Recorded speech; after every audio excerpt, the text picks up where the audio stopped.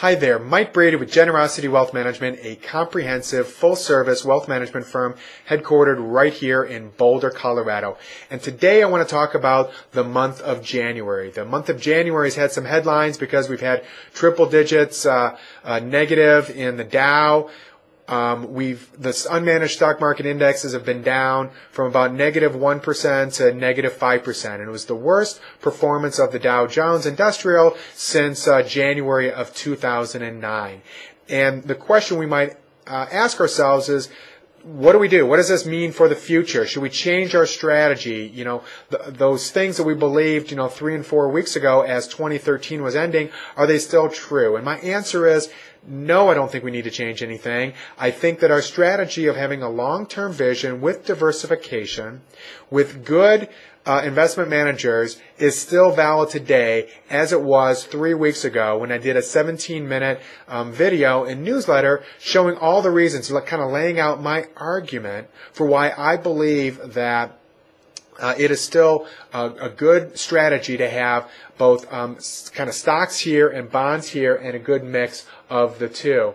Last year, we wish that, I'm going to use my hands there, we wish we'd had only stocks, okay? Because in hindsight, it pulled up the portfolio return, whereas the bonds kind of brought things down. In the month of January, frankly, it's been the opposite. The unmanaged bond indexes in general have been positive. So if you have a mix, depending on what your mix is as an investor, your returns for the month of January, if you've got a mix here, is either only down slightly or it break even or even up slightly because your bonds have probably dragged up some of your equities.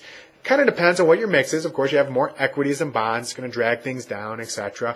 But it is one more example of why diversification makes sense. It doesn't guarantee in a generally trending down market that you won't lose money, but it does have a tendency to buffer out some of this volatility that you see in the month of January. Last year was a very strong year for the equity markets. There was a 6% decline at one point. We're at a 5% decline. Most years there are triple-digit declines in the market. It just doesn't mean that the year is going to decline. January of 2009 was negative. February of 2009 was negative. March of 2009 led this huge tear up. I'm going to put up on the screen there a great example of 2009 all the way up till now, and I think that's a great example of you've got to have a long time horizon. If a 1 to 5% decline in the markets causes someone to really freak out, you've got to question what your time horizon is and also what your risk tolerance level. I work with clients to have the plan, kind of define what the goals are, and point A to point B, how do you, what variables do we need to focus on in order to get to point B, but also make sure that the investments support that plan with the risk tolerance level for that particular client and the right time horizon. If your time horizon is 1 month or 1 week or 1 day, you know what? I really question what you're doing. You're definitely not my client because we talk about that. The longer the time horizon that you have, and you can see it that way, the less these kind of ups and downs. So no, I'm not freaked out about the equity markets.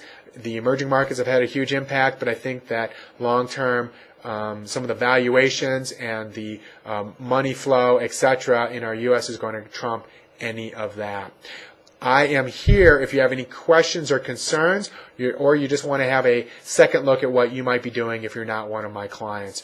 Mike Brady, 303-747-6455. You have a great day. We'll talk to you soon. I'm going to send out another video maybe in 2 weeks or so with another newsletter. Talk to you later. Bye-bye.